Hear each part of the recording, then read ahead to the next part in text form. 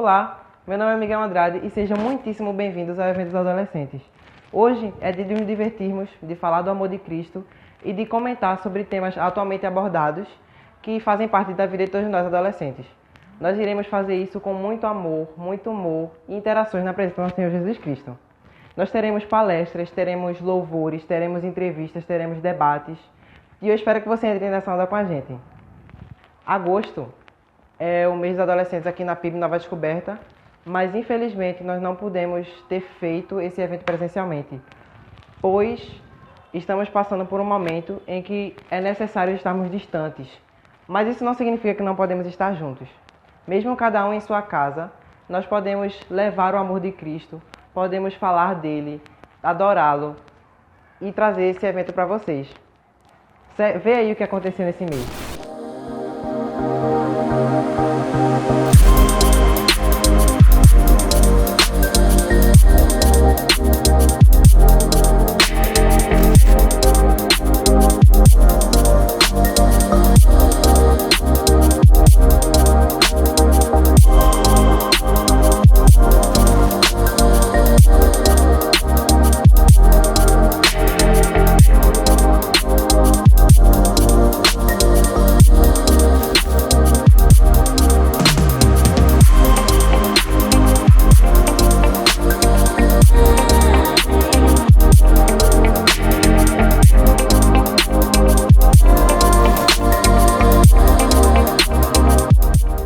E agora eu vou recitar o tema e a divisa.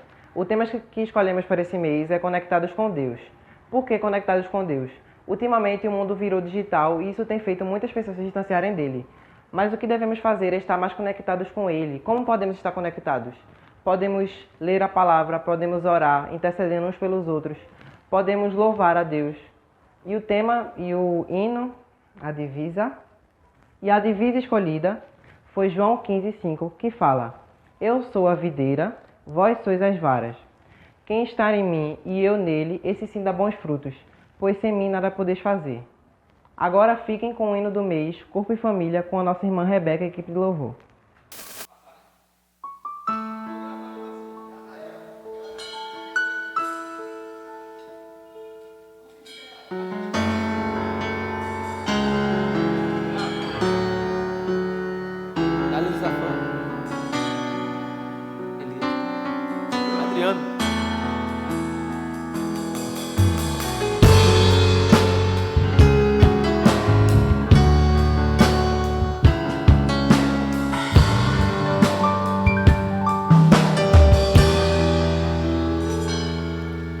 Recebi um novo coração do Pai, coração regenerado, coração transformado, coração que é inspirado por Jesus. Como fruto deste novo coração, eu declaro Cristo, te abençoo, meu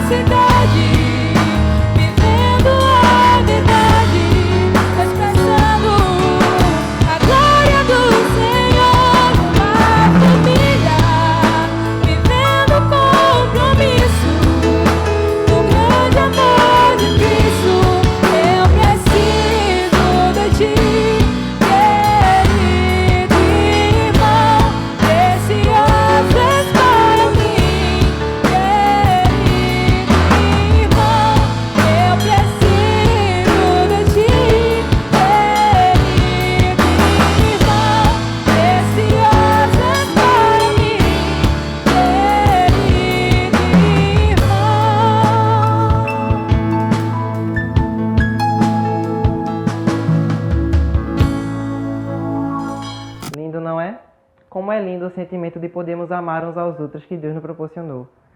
Esse amor que toma conta de nós. E é por esse amor que estamos aqui hoje. Podemos trazer essa palavra para vocês. Vamos orar? Oremos. Senhor, nosso Deus, nosso Pai, muito obrigado por mais um dia. Obrigado por tudo que Tu tens feito por nós. Obrigado pelo amor depositado em nós, Senhor. Obrigado pelo cuidado. Obrigado pelos livramentos. Te agradeço pela oportunidade de estarmos aqui, levando a Tua palavra a cada pessoa, Senhor. Abençoa a vida de cada família que esteja em casa. Abençoa a vida de cada pessoa que está assistindo. É isso que eu te peço e te agradeço. Em nome do Teu Filho amado Jesus. Amém. Agora teremos uma entrevista com um convidado muito mais do que especial. E eu peço a vocês que apontem a câmera do seu celular para esse QR Code que está aparecendo agora. Ou vocês entram no comentário do YouTube e deixam uma pergunta. Qual pergunta você gostaria que o nosso convidado lhe respondesse?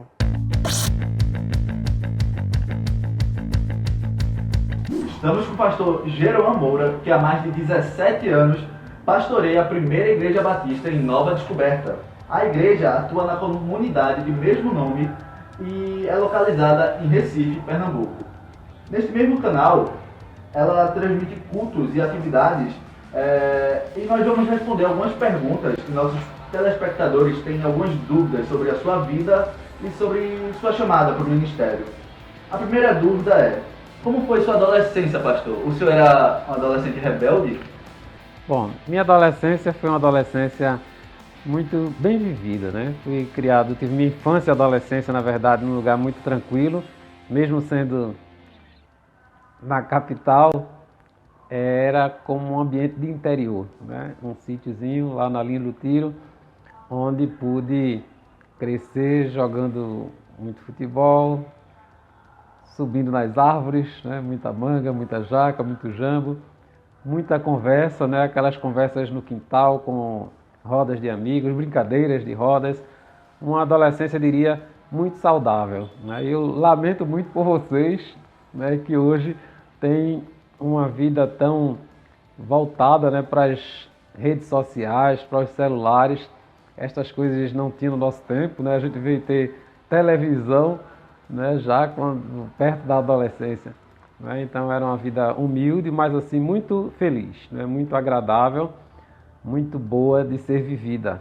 E em relação à rebeldia não, né? Eu sempre procurei obedecer meus pais. Claro que nós, como a fase mesmo, né, da adolescência, muitas vezes nos leva a estas questões, né? Fizemos muitas coisas que certamente meus pais não aprovariam, mas nada que realmente viesse a desonrá-los, né? Então, dou graças a Deus pela vida deles, pelas instruções que tivemos, né? Pela educação que recebemos, mas sou assim, muito grato a Deus pela forma como vivemos a nossa adolescência. E é uma das coisas que eu gostaria muito que os adolescentes de hoje, né? Eu sei que é muito difícil a gente dizer que tem coisas no passado que eram melhores do que as que se faziam hoje, mas uma delas é essa, né? A oportunidade de a gente conversar mais olho no olho, né? A gente tela na tela, né? O olho na tela, né? As pessoas se veem por meio de uma tela de celular.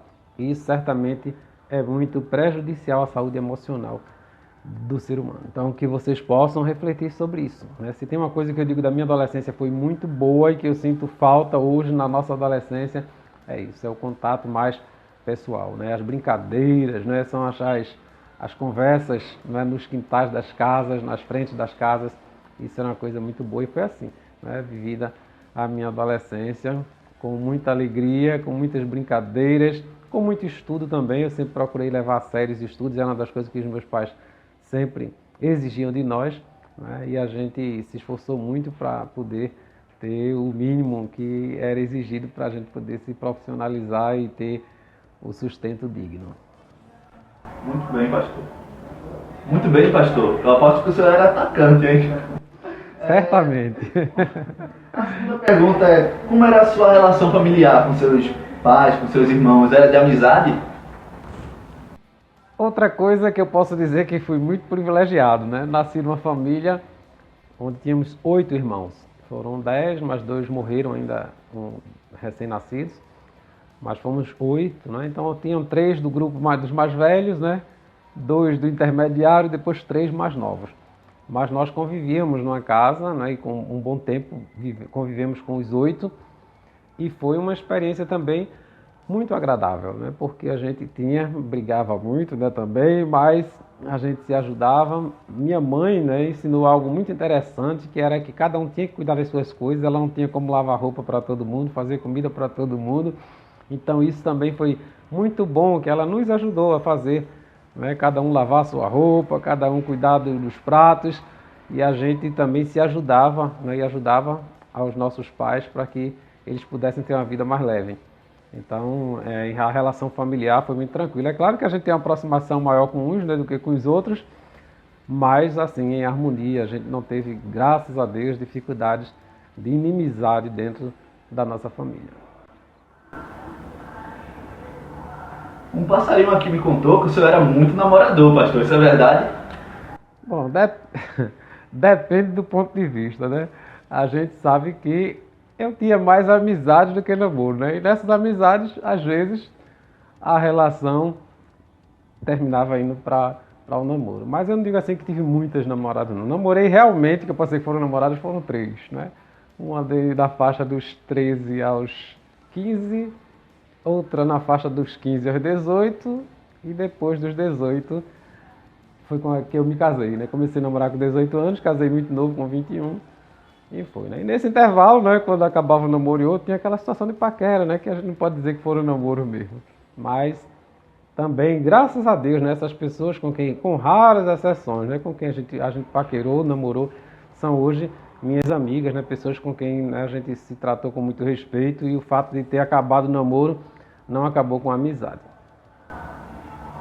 Para mim isso foi quase um sim.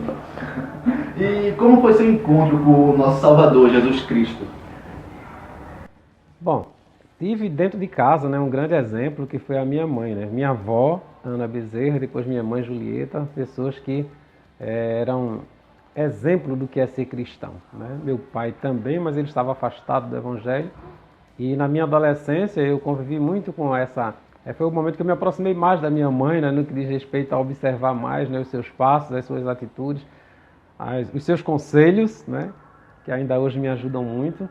Então isso para mim foi determinante para que eu pudesse entender a diferença de viver com Cristo e viver sem Cristo, e observando o comportamento das pessoas e o resultado das ações daqueles que se rebelavam contra Deus, eu pude fazer essa escolha no final da minha adolescência, né? Eu já estava com 17 anos e quase 18, né, quando decidi entregar a minha vida a Cristo. Então foi no final da adolescência, né? Tive muitos amigos que, infelizmente, alguns já não estão mais aqui com a gente, perderam as suas vidas por terem se envolvido com coisas erradas, né? E eu dou graças a Deus porque saí desse mundo, dessas amizades, exatamente num período muito crítico, né? Onde muitas pessoas estão se afastando da igreja, que é no final da adolescência, né, do meio para o final da adolescência, muitos se afastam da igreja. Foi o momento que eu me aproximei, me converti, e graças a Deus, apesar de todas as lutas, estamos aqui. E como ocorreu o seu chamado para o ministério pastoral? Bom, isso tem uma influência direta do pastor, que foi o meu primeiro pastor, né, o pastor Eliezer Castilho, porque quando eu me converti, ele me adotou realmente como um filho na fé, né? E pude caminhar com ele, né? Depois do discipulado, do batismo, no dia a dia, né? Eu estive sempre próximo, andando, subindo as ladeiras, entrando nos córregos, conhecendo, né, a igreja realmente de forma muito próxima, porque ele, né, tinha muita abertura para conversar comigo, mesmo ainda sendo um adolescente. Com pouco tempo na igreja, me deu a oportunidade para ministrar a palavra, para pregar, e aquilo foi me dando, né, cada dia mais ânimo para viver o Evangelho, para contribuir com o ministério. E depois o tempo foi passando, vieram outros pastores, né, pessoas com quem a gente pôde conviver, mas decisivo realmente para mim foi um diálogo que tive com o pastor, né, o pastor Pedro Rocha, que eu não tive mais contato com ele, mas a gente foi fazer um serviço na casa de um missionário. E aquela conversa foi determinante, porque ele falava, né, eu conversando para ele, falando das situações, né, e ele falando para mim que via em mim um pastor, né, na forma como a gente estava vivenciando a vida cristã, né, o trabalho que a gente vinha realizando. E até então eu não tinha pensado dessa forma, né? Simplesmente eu estava trabalhando e como cristão fazendo o melhor que podia. Mas a partir daquela palavra, né, lá no bairro do Casa Forte, no condomínio, onde morava um missionário e a gente pôde conversar, um serviço até que foi o pastor Cícero Bezerra, missionário aqui de Pernambuco, que estava realizando aquele serviço ali, nos chamou para ajudá-lo, um serviço de pintura naquela casa. E foi um dia marcante na minha vida, né? Porque a gente pôde conversar sobre coisas referentes ao reino de Deus, mas de uma forma diferente, como até então ninguém tinha conversado comigo. E a partir dali eu comecei, né, a ouvir que Deus estava me preparando, né, e queria de mim que eu me preparasse melhor para o exercício do ministério. Agora que já sabemos como, com essa linda história, como o senhor se tornou pastor, pode nos dizer se é difícil ser pastor e se o senhor já pensou em desistir? Bom, pensar em desistir, já pensei, né? Até recentemente, mas não por conta do ministério em si, né? Eu digo que todo o trabalho, o ser cristão é difícil, né? Você ser cristão é muito difícil, porque se vocês observaram o hino que os jovens cantaram agora no mês de julho, né? É você combater o mal, né? Bater de frente com o mundo, né? Dizer que não quer aquilo que o mundo está lhe apresentando como proposta de vida, para viver para Deus, para agradar a Deus. Isso não é fácil. E nos dias de hoje, muito pior, não é? Mas o que eu já pensei em desistir foi por conta da compreensão daquilo que é a igreja, né? Em relação à liderança, muitas vezes, com as pessoas com quem a gente lida, com as filosofias, com as ideologias que entram na igreja. E quando eu falo igreja, não é a Igreja Batista, primeira Igreja Batista em Nova Descoberta, né? Eu digo a igreja que está se apresentando como cristã. Hoje é muito difícil você se apresentar como pastor. Se eu digo em algum lugar que sou pastor, as pessoas já dizem, voltou em fulano de tal, não foi? Porque parece que a gente cristão se identificou com uma ideologia, entendeu? E eu não sou identificado com ideologia nem de direita, nem de esquerda, e acho que até estas coisas não deveriam ter o espaço que estão tendo dentro da igreja cristã. Isso certamente foi uma coisa que, né, me entristeceu muito nos últimos dias. Teve pessoas que eram muito minhas amigas e de repente se afastaram porque eu tive um posicionamento de não aceitar certas coisas que estavam sendo propostas para mim com muita naturalidade, como se aquilo fosse o que eu como pastor tinha que abraçar, né? E quem tem acompanhado nosso ministério desde longas datas, nós temos deixado muito claro isso, né? Onde eu estiver pastoreando, a política deve estar do muro para fora da igreja, do templo, né? As pessoas devem votar, devem escolher seus candidatos, mas jamais usar a igreja para promover ou se promover politicamente. Essa foi uma das principais questões que, né, nos últimos dias me deixaram assim, não é, um pouco abalado, né? Mas tranquilo em relação à fé e ao ministério, né? Porque eu sei em quem tenho crido, né, e sei para que Deus me chamou. Mas confesso a vocês que essa é uma das dificuldades. Com os membros da igreja também, muitas vezes, quando as pessoas se envolvem com a política e não sabem separar as coisas, isso é um complicador.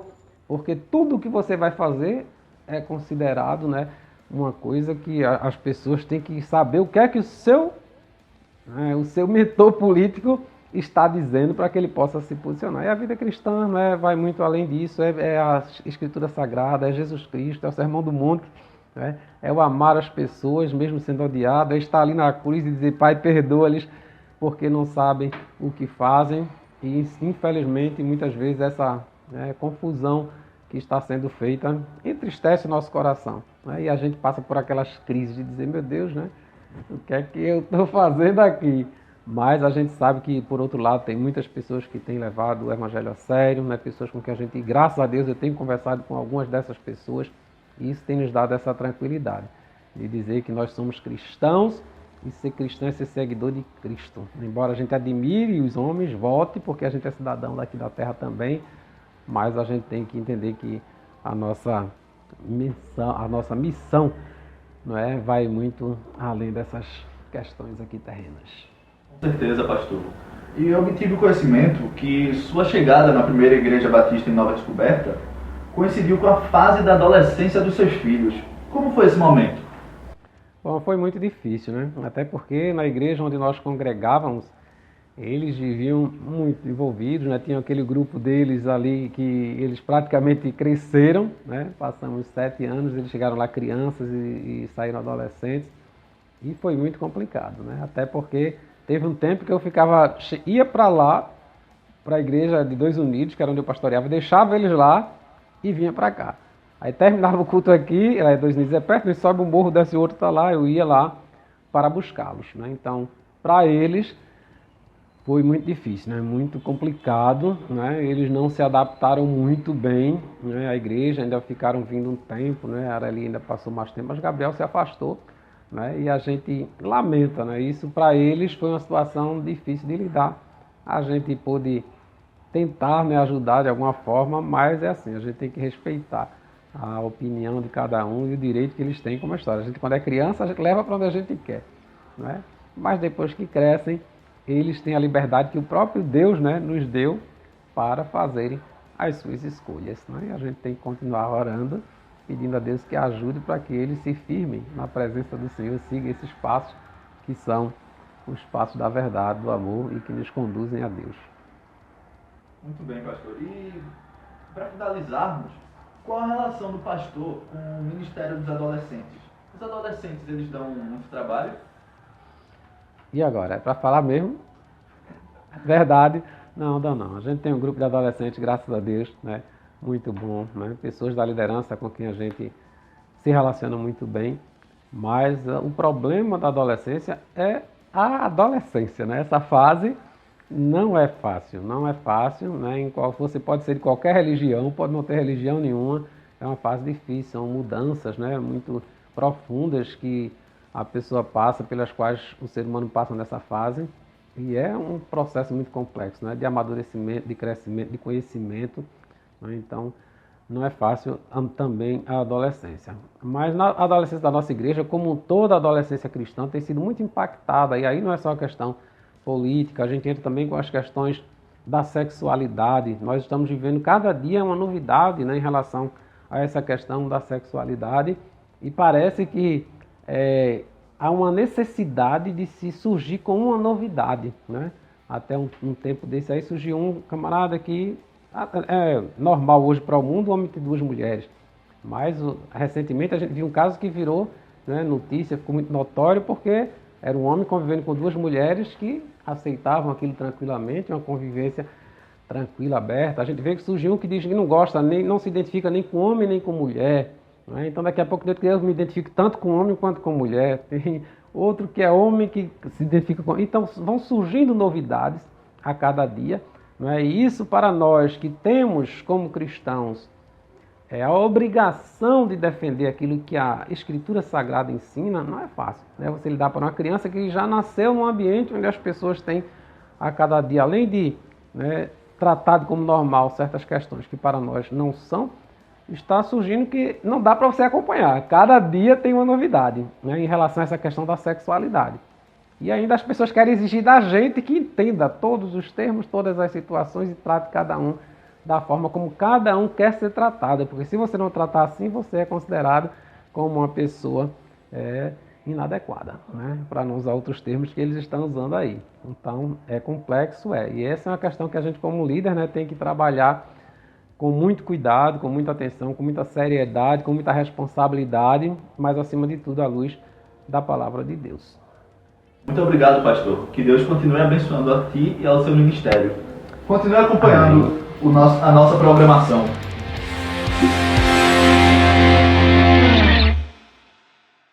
Muito boa essa entrevista, inclusive muito obrigada, pastor Geron e Tiago, pelas informações maravilhosas. Gente, meu nome é Irly, eu sou uma das adolescentes daqui da Primeira Igreja Batista em Nova Descoberta. Não esquece de ficar ligado lá no nosso Instagram e de acompanhar tudo que a gente está postando. O nosso arroba é @adolescentes_pib03. Segue lá e fica ligado em tudo que tá rolando. Agora vamos pra música Tempo Final com a banda Tempo Final. É com vocês, pessoal!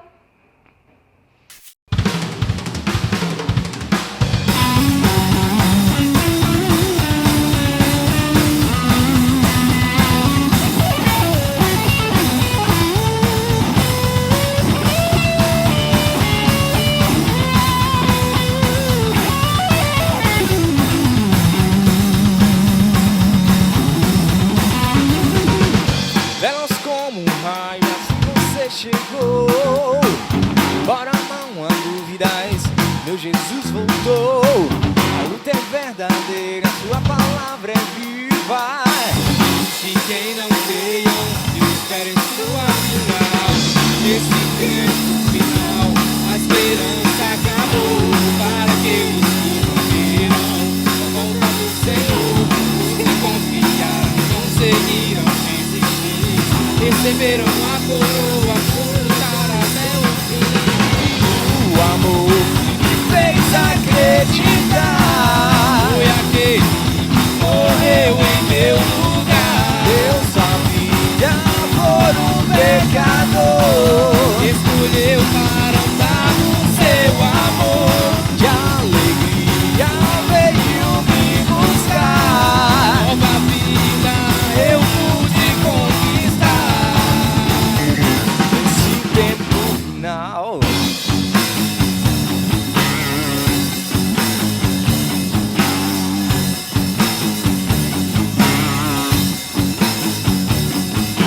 Será que é um sonho, só uma ilusão? A volta do mestre, a ressurreição.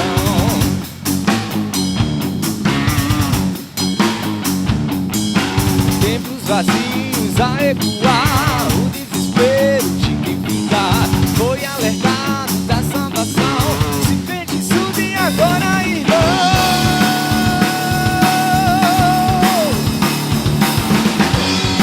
Eu quero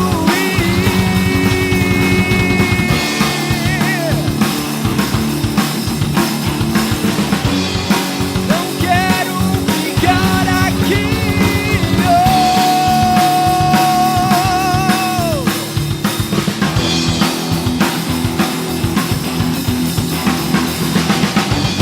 O amor que me fez acreditar foi aquele que morreu em meu lugar. Eu sabia por um pecador, escolheu para andar no seu amor.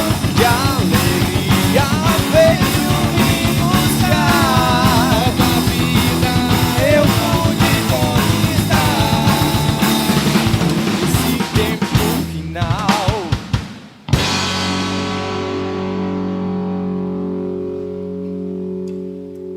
Que clipe de respeito, meus anjos! Não esquece de novo de ir lá no nosso Instagram de conferir todas as atividades que a gente pode proporcionar para vocês. Nós temos PG aos sábados a partir das 4 horas da tarde e também temos EBD aos domingos a partir das 3 horas da tarde. Você pode conferir lá os horários e também como participar de tudo acessando o link que está lá na nossa biografia. Você será muito bem-vindo. Agora vamos para o CrenteCast e é com vocês, meninos!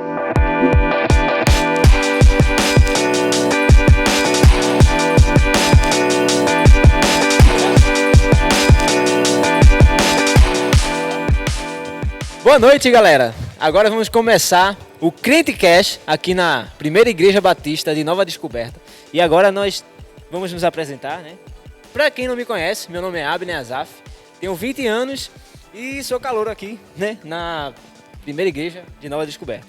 Mas também temos os demais representantes que eles vão se apresentar, né? Falem vocês.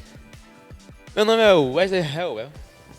Caraca, sentiu o peso aí, gente? Não, mas é bíblico, é bíblico. É bíblico. É referência. Parece que aqui é a tríade bíblica, né? Referência todo não mundo tem, aqui é não, mas bíblico. pode olhar no livro de Reis, tem lá. Aí, tem referência.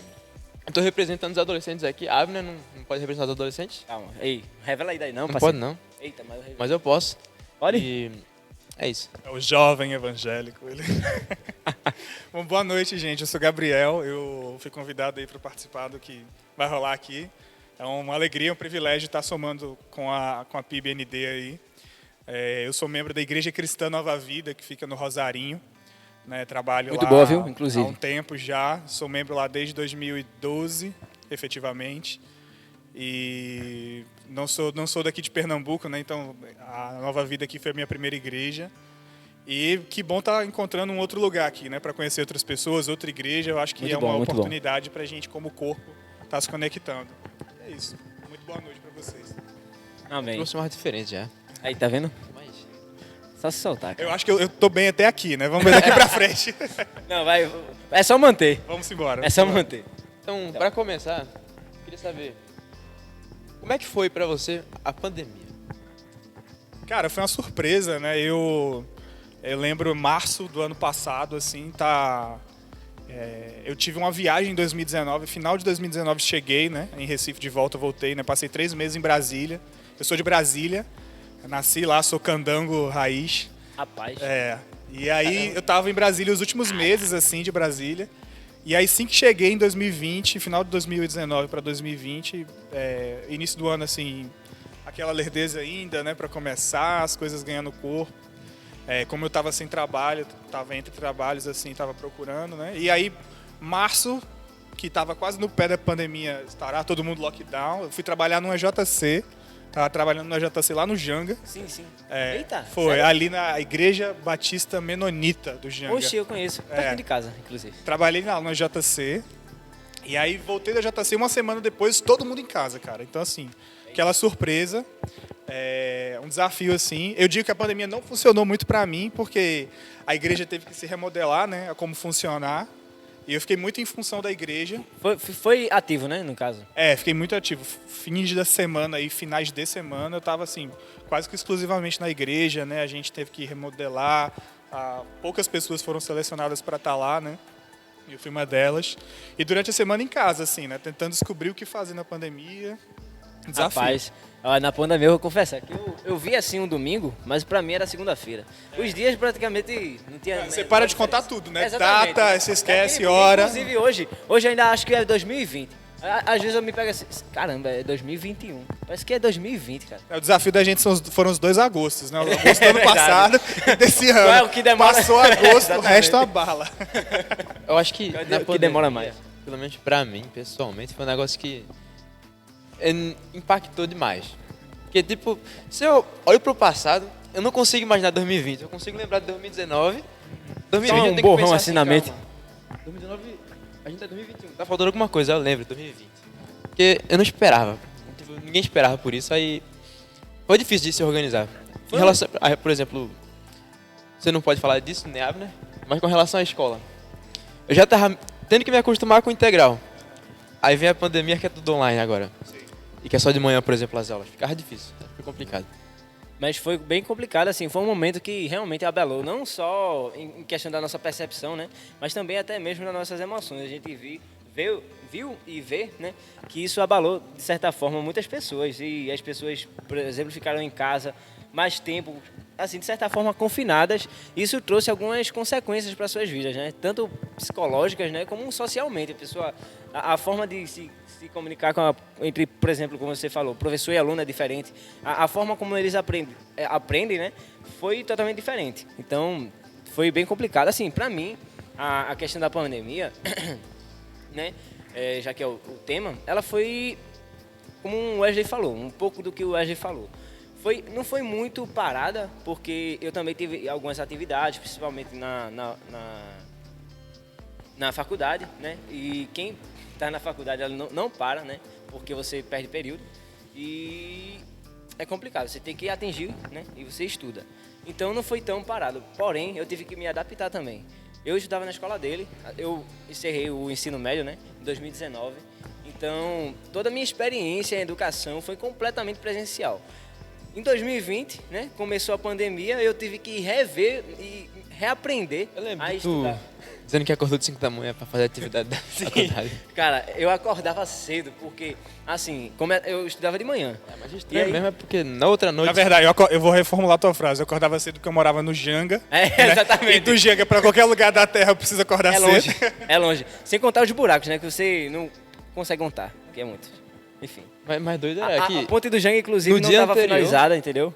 Era difícil. Pois é, eu lembro de ir para o JC em março para uma reunião, ou antes ainda, e já está finalizada. Mas em 2019, para 20... A ponte do Janga foi uma das confirmações que Deus, ele, né, que as coisas podem ser possíveis. Eu olhava ali a ponte de Janga e dizia, não vai sair daqui. Cara, isso é um testemunho de fé. Olhar para Janga como verdade, um testemunho, viu? Da obra de Cristo, assim, não é para qualquer crente, não. Olha, se você tiver fé, sai, viu? Sai, tenho certeza. Mas será, né, chegando no meio da pandemia, chegar nas... Eu vi Harry Potter, eu vi Cristo em Harry Potter, ok. Eu vi o fim, a conclusão da obra da Ponte do Janga. Exatamente. Enfim, e era complicado. Mas afetou, claro, Eu não posso dizer que não me afetou, a pandemia me afetou. Você se sentiu afetado pela pandemia? Cara, como eu falei, né? Se você pensar na semana como um todo, eu passava mais ou menos metade da semana em casa e metade em função da igreja, né? Eu moro próximo da igreja, então tinha facilidade de locomoção para estar lá em função das atividades. Uma conclusão que eu tive foi assim, que a pandemia serviu para ou aproximar mais as famílias ou afastá-las de vez, né? Aquele negócio, né? Vai definir o que realmente é. Eu acho que foi um grande raio-x para ver como as famílias estavam já, né? Já que era a primeira zona de contato que a gente tinha era apenas as famílias, né? Então a percepção lá em casa foi muito essa, né? O início da pandemia a gente assim tentou manter e começar também, né? Algumas vezes cultos bíblicos, cultos domésticos, né?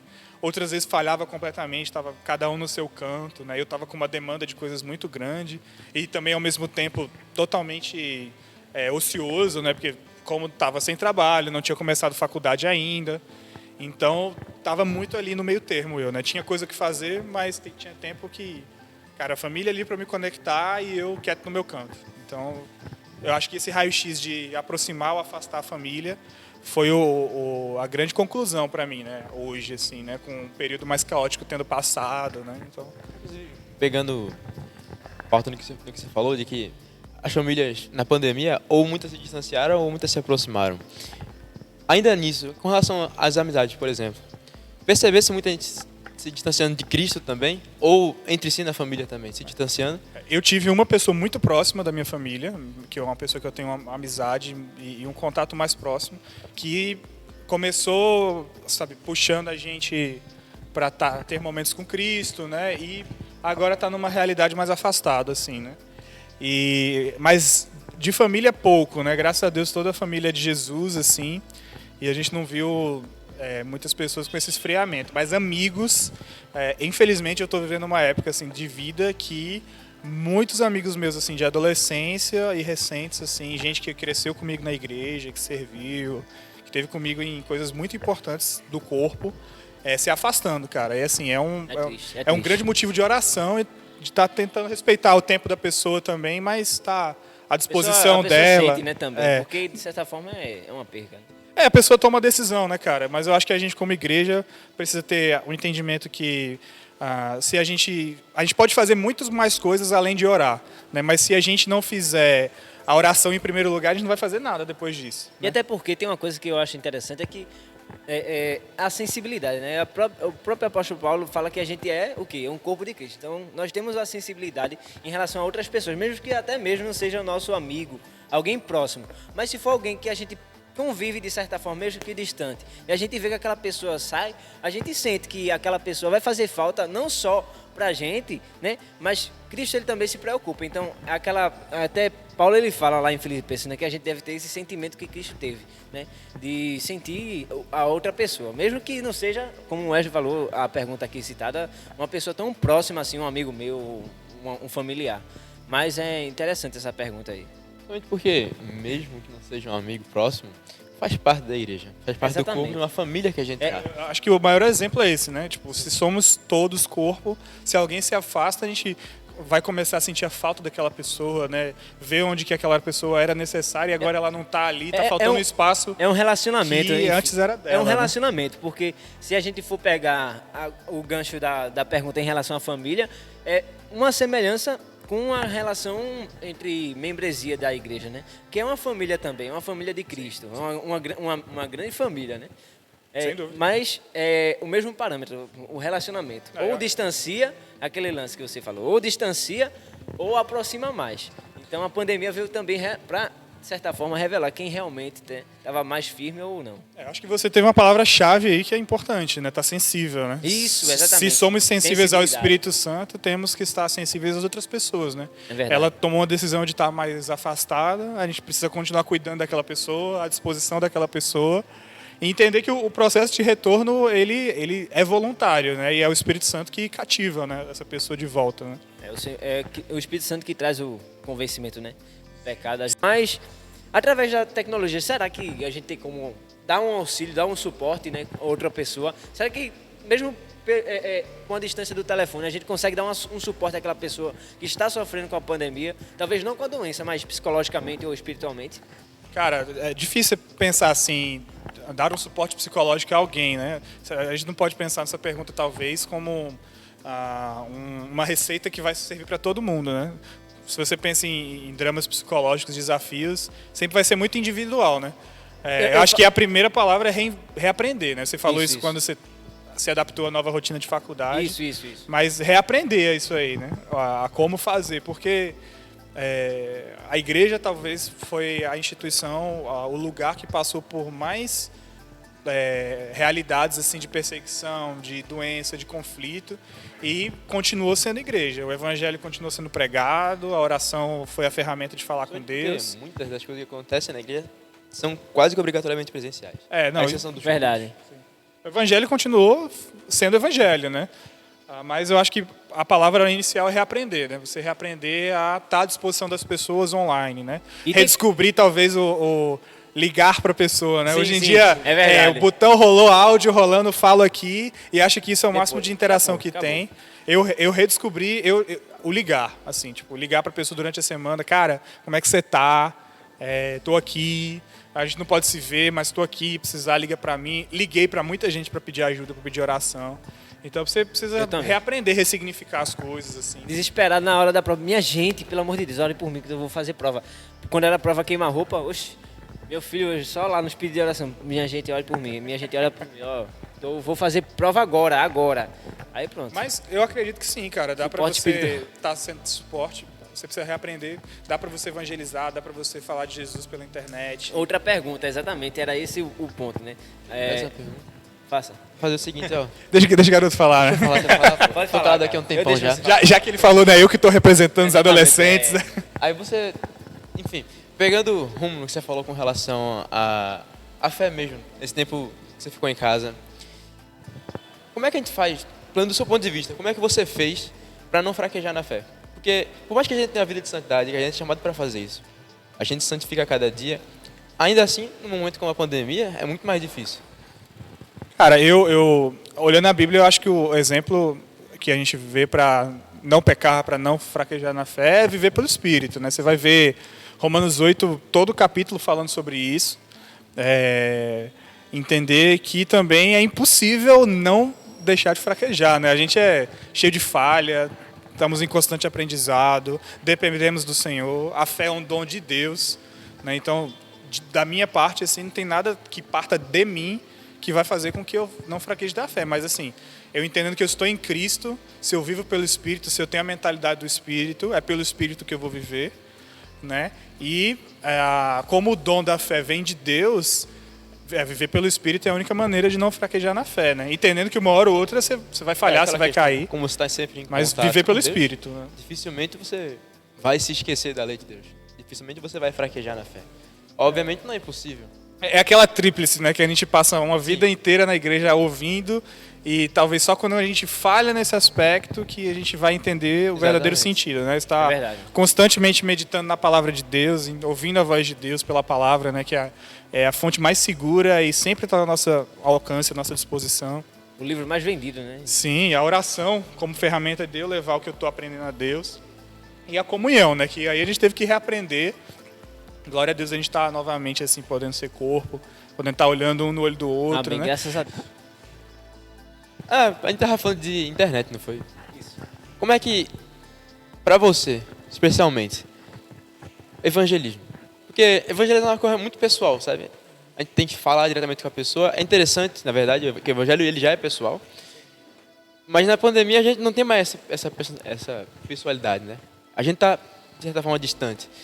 Como é que foi para você o evangelismo durante esse período? Evangelizar pela internet, como é que você fez? Cara, eu vou confessar que eu fui muito fraco de evangelismo pela internet. Eu acho que é uma coisa assim que a pessoa precisa ter uma habilidade do Senhor para fazer. Mas se a gente pensa em evangelismo, né, talvez qual que é o texto bíblico que mais fala sobre evangelho? Acho que Marcos 16:15, ele, né? Ide por todo mundo e pregar o evangelho, né? Vão, né? Eu li tem um livro que chama A Treliça e a Videira, que é um livro muito bom, que fala que a palavra-chave desse versículo, na verdade, não é pregar o evangelho, é vão. né?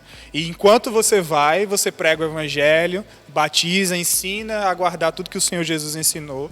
Então a palavra-chave é vão. Como é que eu vou aqui parado com meia dúzia de botão, né? Acho que esse foi um desafio.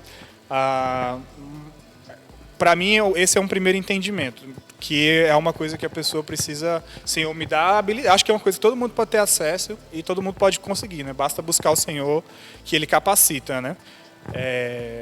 Aquela outra frase, né, que a gente passa na igreja ouvindo, né? Deus não chama os capacitados, né? Mas os capacitados, né? Mas capacita os chamados. Né? A gente escuta muito isso, né? Então, como que eu posso ser uma pessoa capacitada, né? Talvez entender que o Senhor me chamou para ir primeiro, né? E entender que talvez pensar que evangelizar pela internet não é um lugar para agenda, né? Pessoal, ou agenda de fulaninho, Gabriel está evangelizando na internet, está abrindo live no Instagram para falar de Jesus. Cara, o mérito não tem que ser para mim, né? Eu acho que se o cara aceita Jesus ouvindo uma pregação online, ouvindo uma exposição da Bíblia online, o que deve ser o próximo passo para ele, assim que possível, deve ser buscar uma comunidade, né? Buscar uma igreja local. Né? E eu acho que o que eu vi que me deixou muito triste foi muita gente seguindo uma agenda pessoal ao falar de Jesus, né? Na internet. E eu acho uma coisa que você falou que é bem interessante. Você falou sobre a questão de... A questão não é pregar, a questão é ir. Sim. E, de alguma forma, fazer com que o Cristo ele seja anunciado. E é interessante que, se a gente for analisar, Cristo ele nunca escreveu nada. Mas, se a gente for perceber, as pessoas eles perceberam, através da conduta de Cristo, claro, os milagres que ele fazia chamavam atenção, mas também a forma como ele agia chamava atenção e as pessoas começavam a seguir ele porque ele era diferente. Então, é interessante como você falou da agenda. Claro, a pessoa vai lá, faz fulano vai fazer tal coisa para evangelizar. A pessoa se denomina, né, que vai evangelizar. Sim.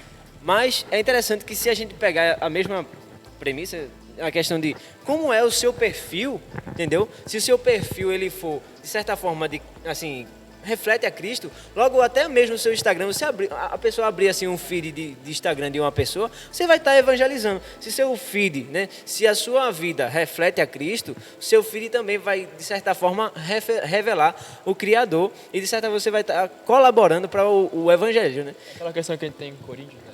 Tudo que a gente tem que fazer, tem que honrar a Deus. Exatamente. Inclusive seu filho, viu, galera? A vida da gente. Acho que uma ideia complementar é pensar que o evangelismo também não está no que eu vou colocar no meu story ou no meu feed, né? Mas o que eu estou colocando no meu direct, talvez, né? Naquele lugar que só eu vejo. Né? Então tem que ter uma coesão ali do que eu exponho, né, para o que eu vivo. Né? É verdade. Eu acho que isso aliado a pregar o evangelho, mesmo falar de Jesus, né, falar do que transforma a vida, do que conserta os corações, né, eu acredito muito no que o texto fala de como ouvirão se não há quem pregue, né? Então o evangelho tem que ser falado, entendeu? Mas precisa ter uma coesão do que você fala e do que você vive. Tinha um líder na minha igreja que ele dizia a seguinte frase, ele dizia: olhe, não lê a Bíblia para pregar.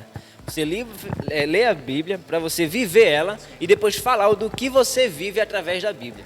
Então, é muito essa questão. Você tá lá, você posta todo dia um vídeo do TikTok, alguém cantando a música Hillsong, tal. Aí você vai lá no perfil da pessoa, todo estrambelhado. Você vê lá uma foto totalmente vulgar, né? Ele coloca um versículo bíblico, como se aquilo ali fosse amenizar, né? Toda a situação. Aquários. Como é que é? Crente. Aquários. Nossa, velho, não. Não, polêmica uma hora dessa, não. Uma coisa acho que a convivência com um novo convertido traz muito essa percepção da gente. É verdade. Né? O cara que aceita Jesus ali, que você conhece há pouco tempo. Às vezes a gente que é igrejeiro velho de congregação, olha para um cara que chegou ali na igreja agora, um adolescente, trata ele com muito pouco caso, né? Ele tá achando o lugar dele no meio da gente, mas aquele cara às vezes ali tá, cara, muito eufórico para estar vivendo, para estar falando. Mas é verdade, e a gente, esse bilhete. Senta lá, filho, calma. Nesse mas assim, agora, conviver com o cara que aceitou. Exatamente. Não, mas não é literalmente assim não, gente. Não é literalmente assim não. Não, né? Eu tô entrando. Isso foi uma experiência interessante lá pra gente na Nova Vida. A gente teve 2 adolescentes que chegaram, que aceitaram Jesus há pouco tempo, que estão vivendo certo, assim, com Jesus, caminhando próximo da gente, estão vivendo pelo Espírito. Cara, é muito bom ver uma pessoa que está chegando com Jesus agora, renova, né, o amor da gente por Cristo. Assim. E é gratificante, de certa forma. Você chega alguém ali, você faz parte do convívio. É como se fosse você plantando uma planta, por exemplo. Você vai ali, você faz parte daquele crescimento. Você vai lá, fala com aquela pessoa, de certa forma dá algum apoio. Você vê que aquela pessoa está crescendo. Claro que não é graças a você, mas você está fazendo parte, né? Como até Paulo ele fala, não foi eu. Eu posso até ter regado, eu posso até ter plantado, mas quem dá o crescimento é Cristo. Mas, né, através de quem? De cada um de nós. Sim, a gente ser testemunha do gerar frutos, né, na vida daquela pessoa. É uma alegria gigante. Gratificante. É gratificante. Vai ter então, nós vamos agradecer, né, o nosso convidado. Muito obrigado aí pela sua participação aqui conosco. Foi bem, eu ouvi muitas coisas que aprendi e enriqueceu também. Você aí com outras perspectivas. Rapaz, um seminarista falando isso, eu fico até emocionado, né, rapaz? Você é profeta. Sou profeta? E você é um missionário, então, né?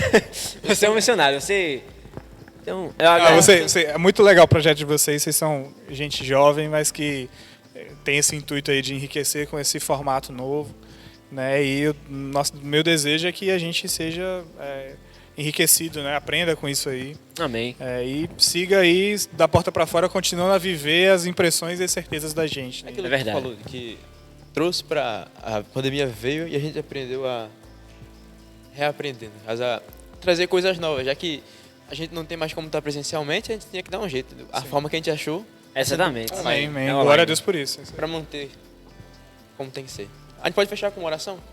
Pode ser? Com certeza. Eu oro? Oxe, é coisa boa. Vamos lá. É coisa boa. Senhor, te agradecemos por esse tempo, pelas coisas que foram perguntadas e respondidas. O meu desejo é que esse conteúdo gerado aqui, para nós três na mesa, surta e gere frutos. E para as pessoas que vão ouvir e ver, Senhor, possa ser uma experiência de aprendizado também. Que no isolamento das casas, na realidade das famílias, o Senhor possa estar se manifestando e que o seu nome seja conhecido nos lares. Que os jovens que assistam, Senhor, essa palestra possam ter um novo encontro contigo, uma realidade de dependência de Ti, como o Senhor falou, como nós falamos aqui.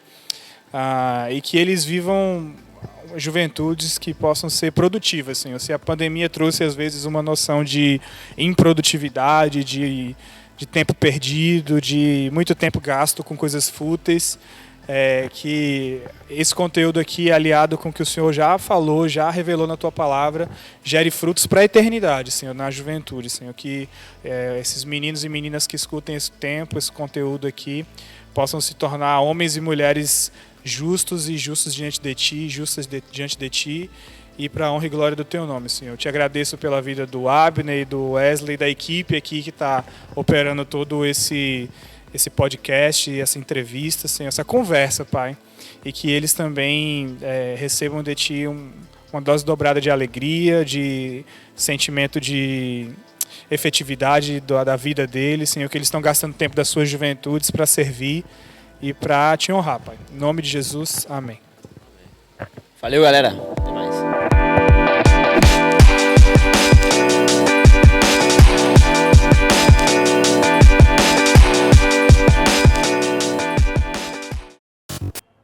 Olá, que bom que você continua aqui conosco.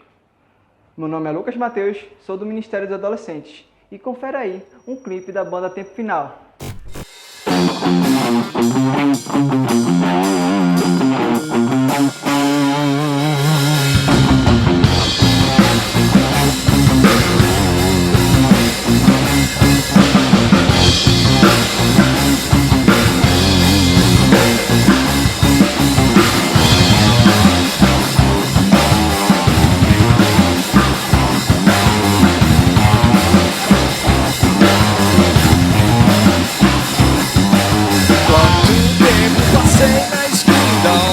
Escolhi viver longe da luz, mas agora encontrei a salvação. Já não estou em trevas, estou em luz.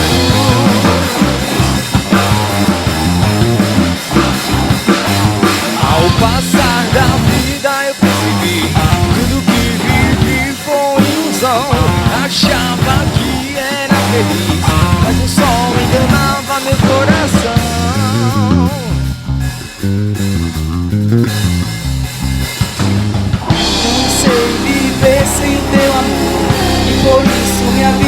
está em ti. Não sei viver sem teu amor. Me entreguei e agora estou feliz. Não sei viver sem teu amor, e por isso minha vida está em ti. Não sei viver sem teu amor. Me entreguei e agora estou feliz.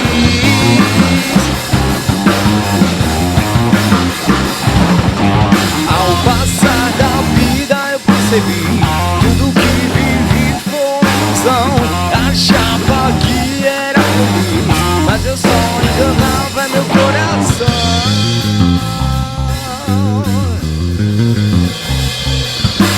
Eu não sei viver sem teu amor, e por isso minha vida está em ti. Não sei viver sem teu amor. Me entreguei e agora estou feliz. Não sei viver sem teu amor, por isso minha vida está em ti.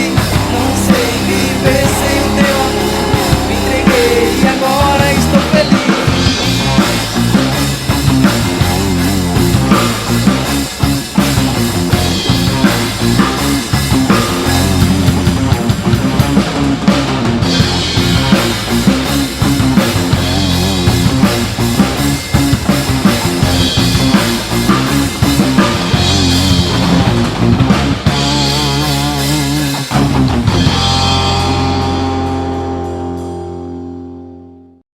Incrível esse louvor. Que o nome do nosso Senhor Jesus Cristo seja louvado eternamente. Pessoal, não se esqueça de se inscrever aqui no canal, aqui embaixo, de ativar o sininho e de seguir as nossas redes sociais, a PIB Nova Descoberta dos Adolescentes, PIB.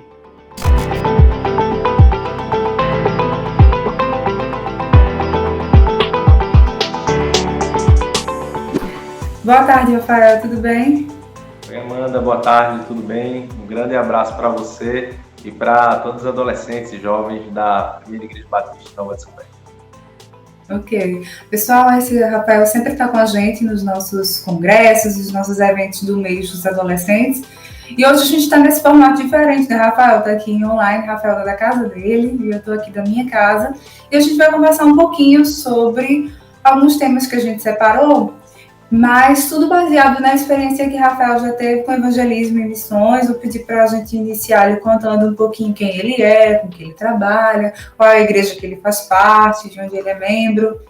Se apresentar um pouquinho. Certo. Eu sou membro da Primeira Igreja Batista dos Unidos já há muito tempo já, sou um dos fundadores da igreja. Passei um tempinho em outra igreja, mas depois retornei para lá.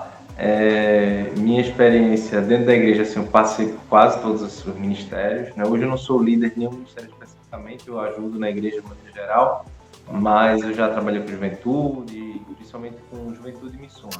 Foram as duas áreas que eu tive uma dedicação maior de tempo dentro da igreja. Fora da igreja, né, eu tenho atuação profissional como jornalista e como metroviário, né? São duas áreas que eu atuo. E como jornalista eu sou repórter de texto, principalmente. E experiência ainda eclesiástica, assim, que eu vou falar de um meio termo entre as duas, né? Eu tenho uma experiência grande também com algumas publicações evangélicas, né? No tempo como correspondente da Cristianismo Hoje, né? Era uma revista nacional. E durante alguns anos também fui editor da Olhar Cristão, que era uma revista evangélica local aqui de Pernambuco. Dentro da área da igreja ministerial, né, durante esse período que eu estava com missões, eu tive também tanto experiências na igreja, como missionária, da gente pregou para alguns convites, como uma experiência fora do Brasil, durante um período de férias. Foi no deserto do Atacama, já faz um tempinho, já foi em 2007, era bem mais novinho. E ali a gente pôde conhecer o campo missionário, dois missionários da Junta de Missões Mundiais que atuavam em Santiago, no deserto do Atacama. E aí eu acompanhei eles durante aquele período, preguei em algumas igrejas, né, mas principalmente eu do lado dos missionários. Ah, que coisa boa. Então, Rafael, você tinha mais ou menos, estava no iniciozinho da juventude, não precisa revelar a idade não, né? Estava bem no iniciozinho da juventude, né? Ali em 2007. 21 anos. 21 anos. A gente vai conversar hoje, esse vídeo, né, vai atingir mais ou menos o pessoal que está aí nessa faixa etária.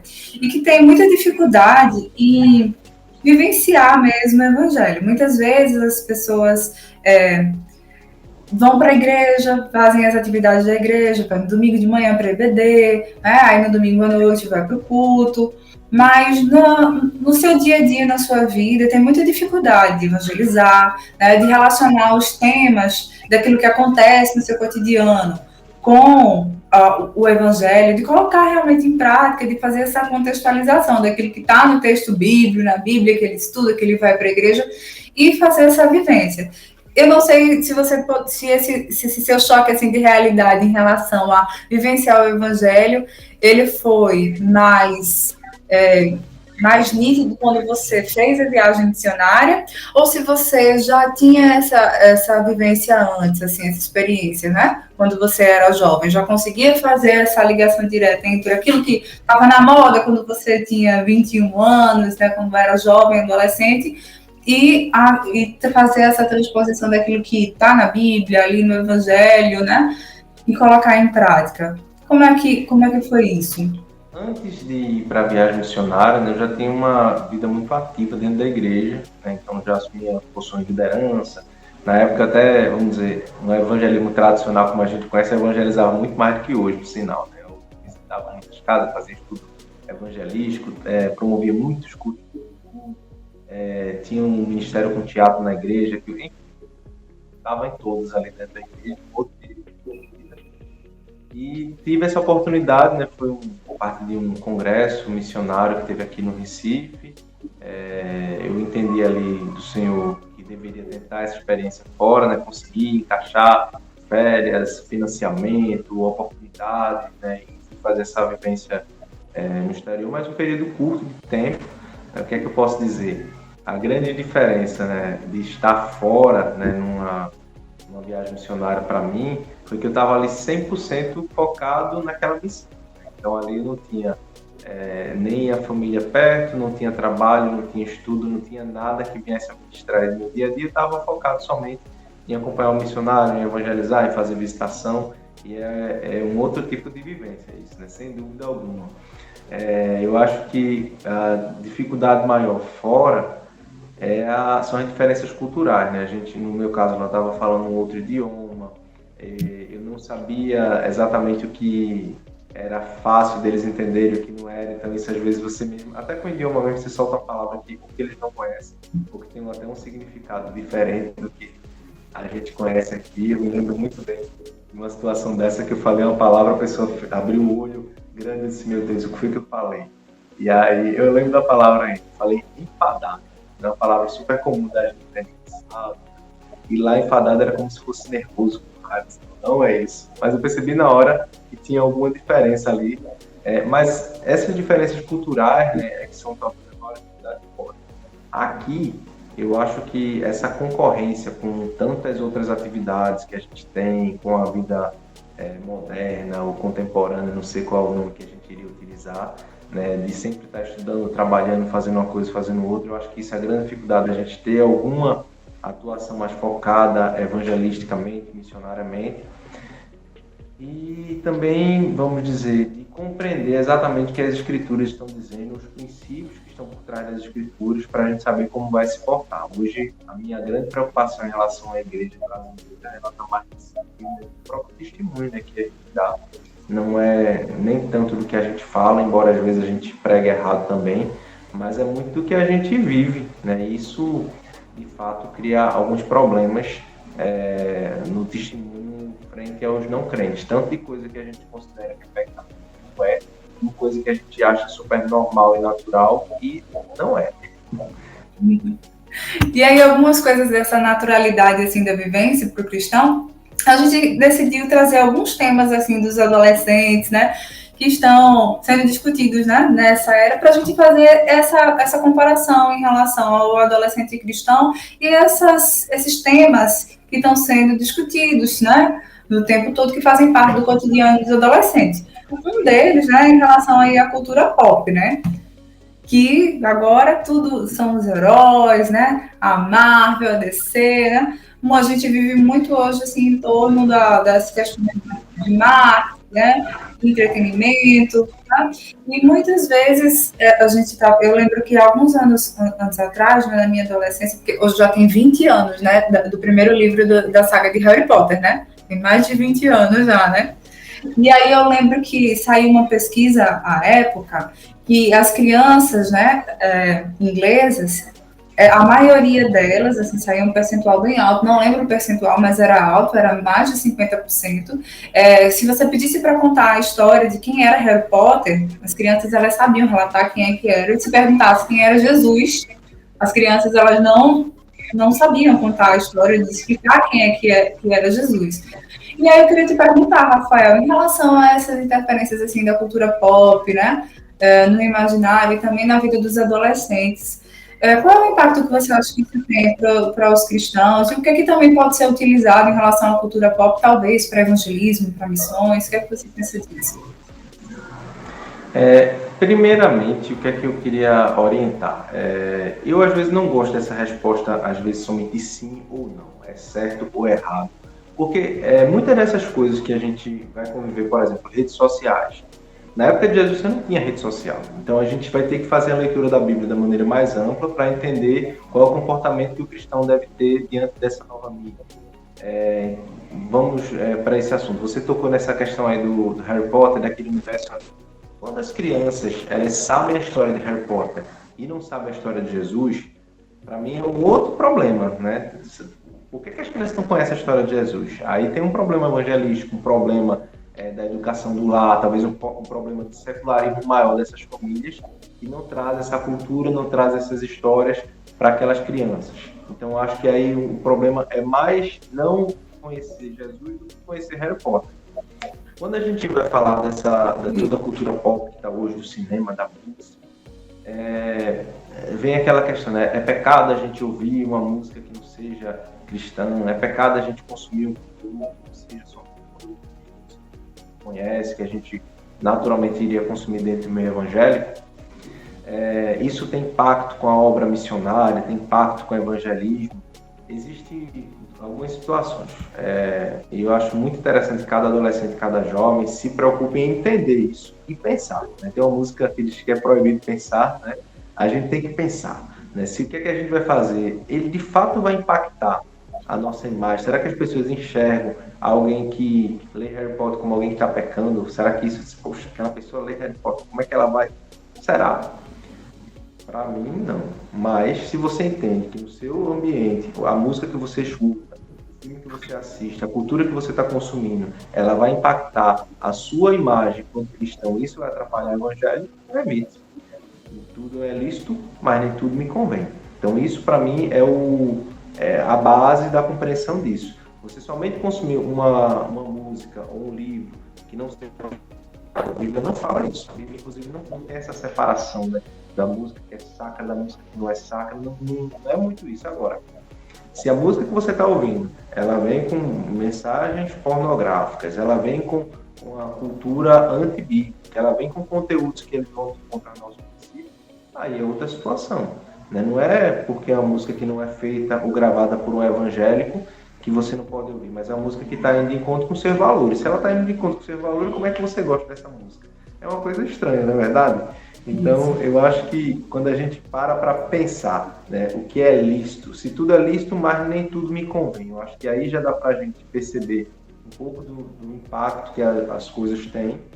E talvez uma coisa que a gente faça no Brasil, que não tenha nenhum problema aqui, talvez em outra cultura ela seja muito problemática, porque cada situação, cada família, mas cada contexto social, ele vai trazer algumas coisas que vão ser consideradas pecados, que na verdade não é da Bíblia, isso aí está na cultura, e vai atrapalhar a propagação do evangelho, e em outros lugares não. Então acho que nem sempre é fácil a gente fazer esse discernimento, mas eu convido cada adolescente, cada jovem a esquentar a cabeça e pensar, né, bem, sabe, se isso vai impactar a sua relação com Deus, a sua relação com o próximo, porque a gente não pode ver mais de resposta fácil, não. A gente tem que ser desafiado a pensar e pensar mais. Isso aí. Você também falou, né, das músicas, né, dessa questão musical. E sempre uma pergunta que os adolescentes fazem, assim, é em relação aos cantores, né? Se os cantores, as músicas, as bandas, né? Hoje a gente tem uma diversidade, assim, de ritmos musicais, né, de cantores, né? E até no cenário gospel mesmo, né? A gente hoje, o contexto da música gospel também é muito amplo. Antes a gente só tinha um tipo de música que era aquele tipo de música para ser tocada na igreja e só era daquele mesmo jeito a música gospel, e hoje a gente tem música gospel de todos os ritmos, né? Bem amplo.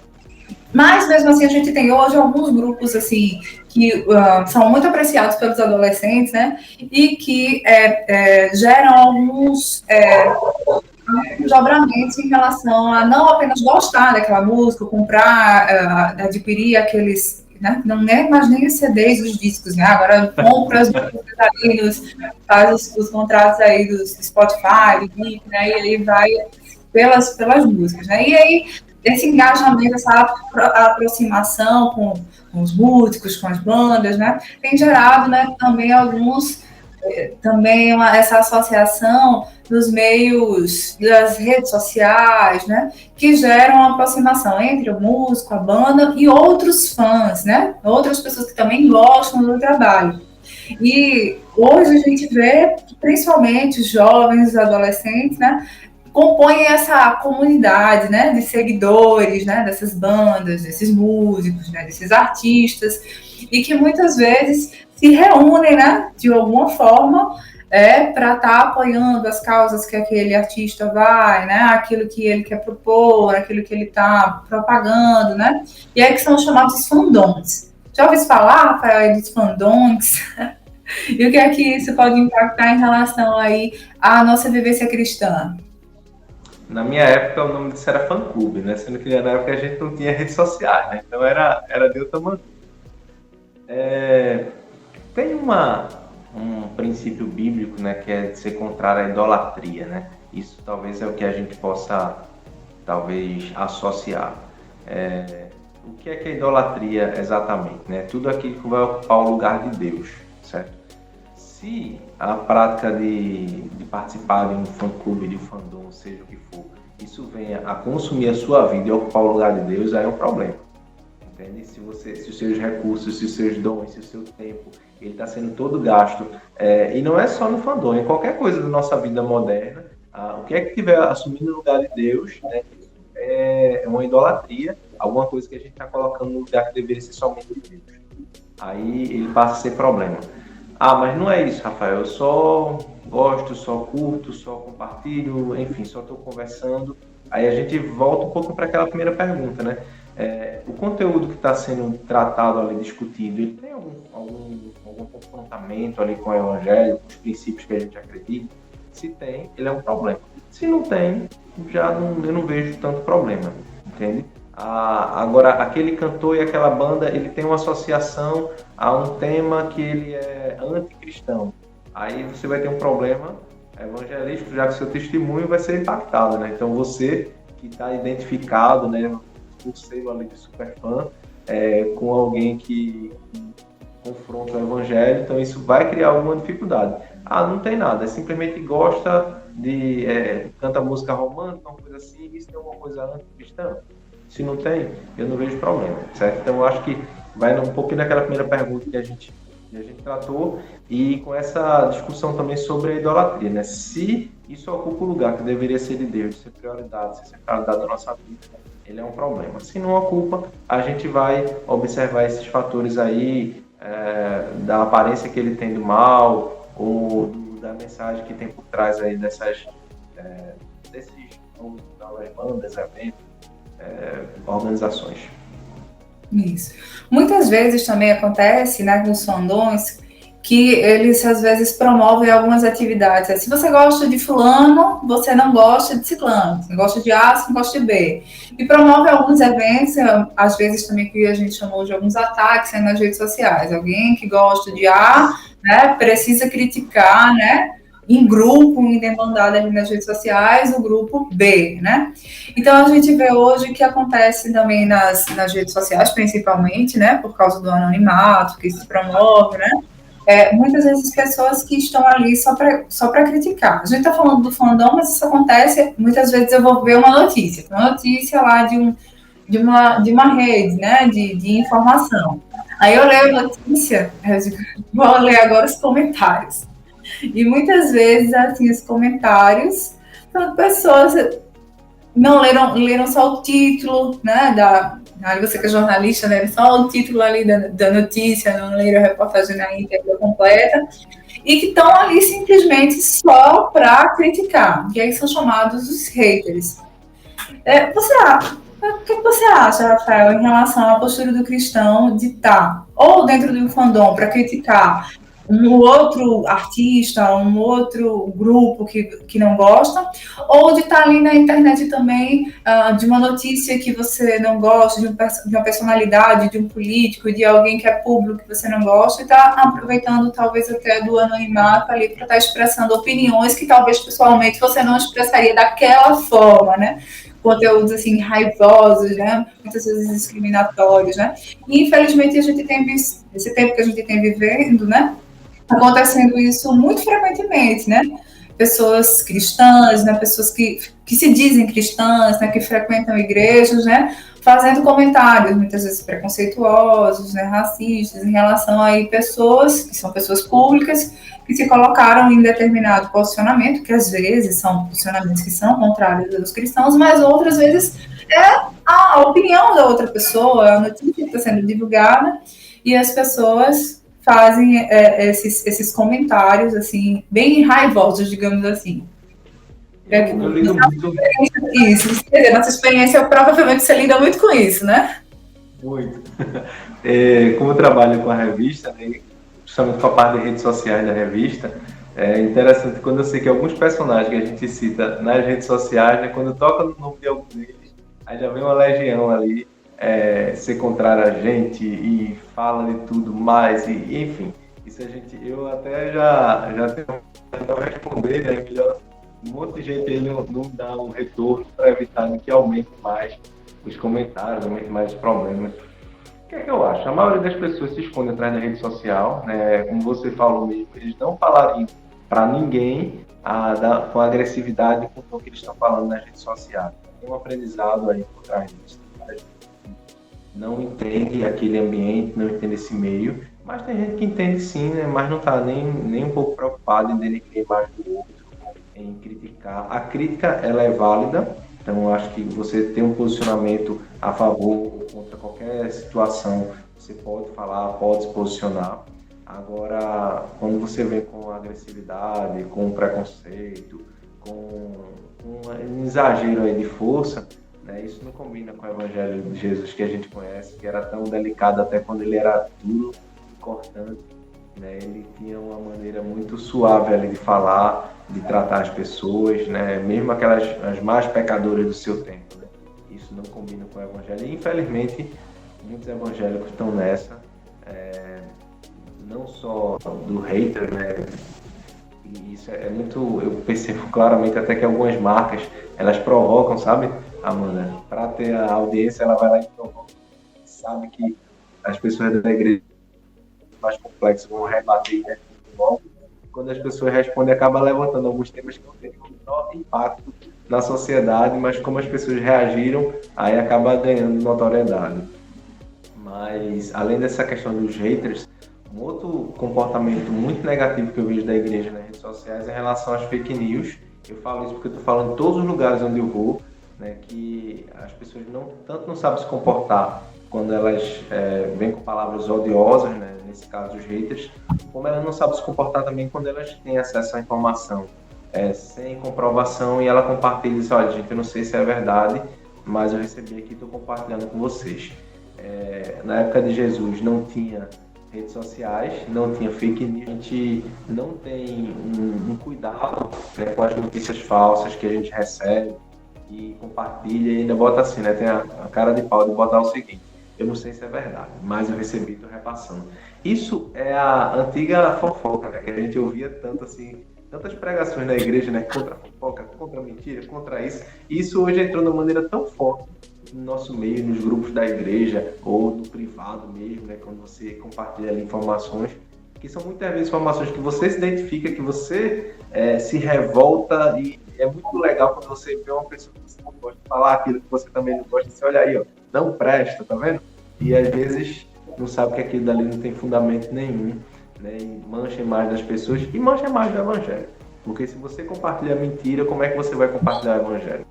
A Bíblia fala, né, que no mesma fonte não pode sair água boa e água salobra, né? Água ruim e água boa, não pode. Então, se você compartilha das fake news, isso combate diretamente o seu testemunho e mais na frente evangelizar, seja na rede social, seja pessoalmente. E aí, eu queria conversar com um pouquinho isso, né? Porque hoje a gente tem vivido, né? Muitas pessoas, assim, no meu convívio, dizem assim, quando eu digo assim, você é cristã. Você é cristã, você é evangélica. Aí já fico logo rotulada como alguém que é anti-ciência, né? Que é alguém que é retrógrado, né? E aí essa imagem negativa tem atingido até os mais jovens, os adolescentes, por causa dessa falta de filtro, das informações, de realmente estar checando aquilo que é verídico e aquilo que você falou a todo momento e hoje, todas as perguntas, né? Dessa necessidade de parar e pensar, né? E aí eu queria conversar um pouquinho sobre isso, Rafael, contigo, né? Sobre a ciência, né? E a nossa vivência do cristianismo, né? Que uma coisa não invalida a outra, né? É que você, como jornalista, na sua vivência prática, né? Que lida com esse filtro de informações, como é que tem vivenciado isso em relação à imagem do cristão? Eu não vejo uma antítese entre a ciência e a fé cristã. Para mim, inclusive, a ciência ela consegue descobrir muitas coisas que são da criação de Deus, que a gente fica maravilhado do Deus tão inteligente, complexo, né, que criou a Terra, criou toda a humanidade. Então, eu não tenho problema com isso. Eu entendo que quando a ciência descobre, por exemplo, uma vacina, né, graças a Deus, né, o Senhor permitiu, né, que o sabor do homem, se defender de um problema novo, né, que apareceu na humanidade, e que nos faz, inclusive, parar, né, para pensar, né, em como é que a gente está lidando com toda a obra da criação de Deus, né. Infelizmente, nos últimos dias, a igreja tomou essa posição de antítese da ciência. Claro que vão ter coisas que estão sendo pesquisadas e ditas na ciência que elas vão estar de encontro ao que nós acreditamos, né, porque o que a gente acredita é fé. Né. Não adianta você querer comprovar que Deus existe, não. Ninguém vai conseguir comprovar. Isso é nossa experiência pessoal, né? E aí, por isso é que eu digo que não há um confrontamento. Acho que, como eu disse, né, que muitas coisas a ciência acaba conseguindo provar, né, coisas que a Bíblia relata há 2000 anos. Uma pesquisa mesmo que fala que pode chegar a um nível de sofrimento humano que o ser humano pode chegar a suar sangue. Veja que coisa, isso está relatado lá nas últimas horas de vida ali de Jesus, né, antes da crucificação. Tem uma pesquisa que identificou um animal muito grande que ele pode engolir, né, um tronco, e depois ele vai na praia e vomita. Veja que coisa curiosa. Se isso não daria a compreensão ali do que pode ter acontecido com o profeta Jonas, né? E ainda que a ciência não descubra algumas coisas, pela nossa fé a gente acredita no que está escrito, né, que está registrado nas escrituras. Mas, como eu disse, não vejo. E a gente tem que ter muita sabedoria, né, ao lidar com isso. Infelizmente, os cristãos eles estão sendo associados à anticiência por conta dos nossos extremistas. A gente hoje está visualizando lá no mundo, no outro lado do mundo, né, todo o problema que está lá no Afeganistão, quando um grupo ali de extremistas muçulmanos assumem o poder e vão ali numa compreensão completamente errada da própria religião deles e fazem muitas atrocidades, né, contra os direitos humanos. E a gente tem que tomar cuidado para que no meio do cristianismo a gente não promova isso também, porque não é uma coisa impossível de acontecer. De jeito nenhum, a gente vê ao longo da história vários momentos, né, que a igreja, por compreensão errada da Bíblia, políticas equivocadas, né, puxadas aí pelos extremistas, cometeu muitos crimes também e se afastou. Rafael, eu quero te agradecer, né, por esse momento aqui, ter aceitado o convite. Mais uma vez, todos os anos está conosco, mesmo nesse formato diferente aqui nesse ano. Quero te agradecer, muito obrigada, Alina. Um abraço aí nos meninos, em Regina, tá certo? Muito obrigada. Eu que agradeço, mando um abraço aí para você, para todos os jovens adolescentes, para o pastor Gerão, que quem não sabe aí, o pastor Gerão foi meu pastor da adolescência, da juventude, foi com quem eu me converti, batizei, quando fiz meu casamento, então tenho um carinho muito grande aí também pelo pastor de vocês, né? Um grande abraço para vocês e convido cada certo? Ler a Bíblia, refletir, pensar. A nossa geração, essa geração de vocês, né, e a minha geração, a gente não pode engolir isso, tudo que é passado como é verdade ou mentira, né, sem passar por esse filtro da nossa reflexão. Amém? Que Deus nos abençoe. Amém. Tchau, tchau.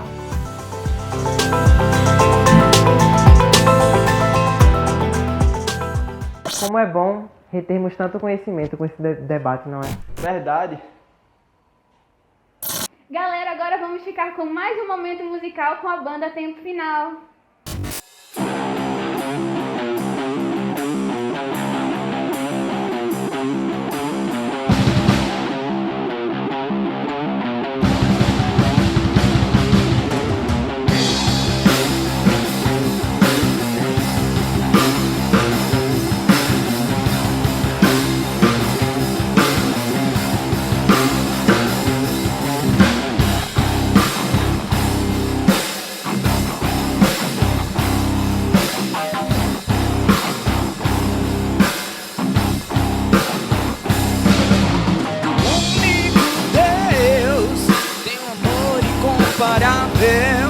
Não há nada que assemelhe, não há nada que o dom superior.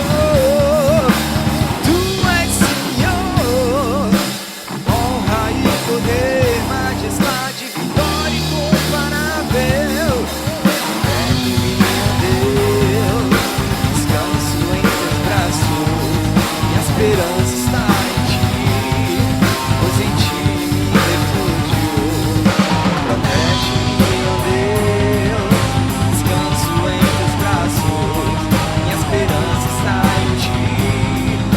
em ti me refúgio.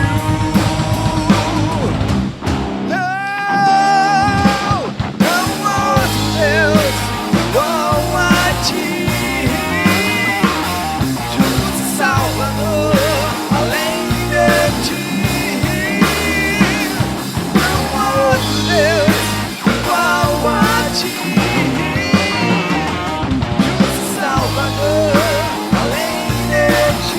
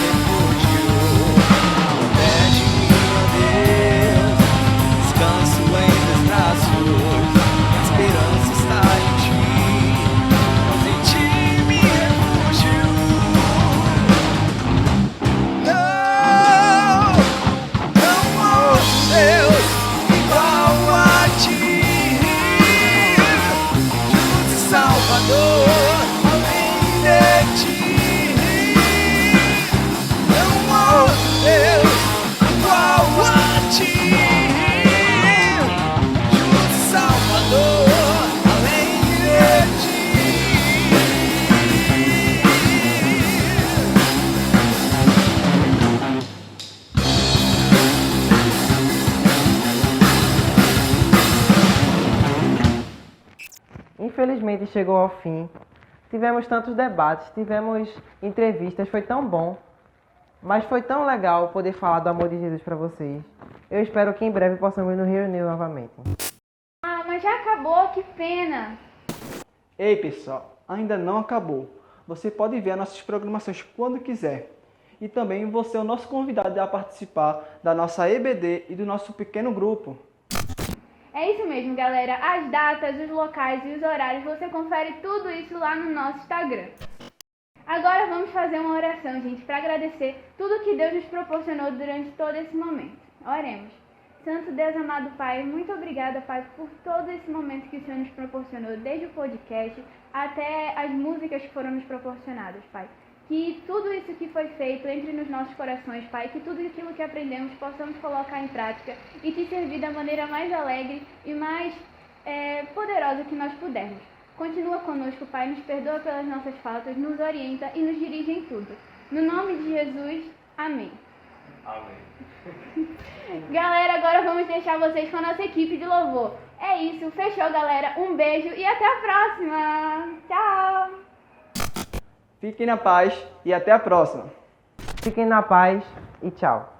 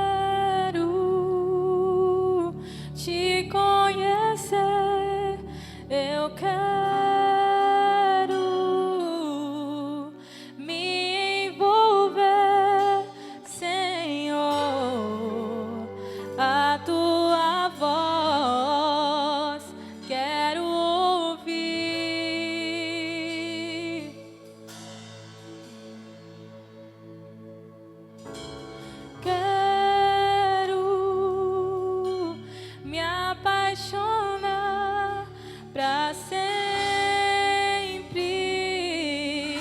contigo andar e crer em Jesus, meu Salvador.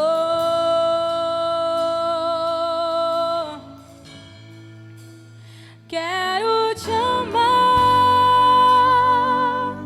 Senhor, e te sentir bem perto de mim, Senhor, meu coração te dou. Quero te amar, Senhor, e te sentir bem perto de mim, Senhor, te entrego meu viver. Quero te conhecer, eu quero me envolver, Senhor, a tua voz eu quero ouvir.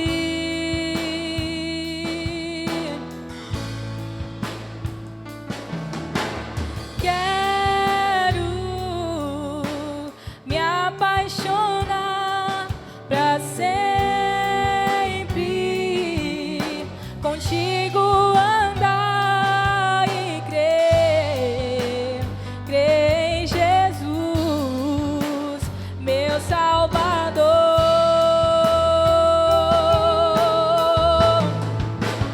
Quero te amar, Senhor, e te sentir bem perto de mim, Senhor, meu coração te dou. Quero te amar, Senhor, e te sentir bem perto de mim, Senhor, te entrego meu viver, te entrego meu viver, te entrego meu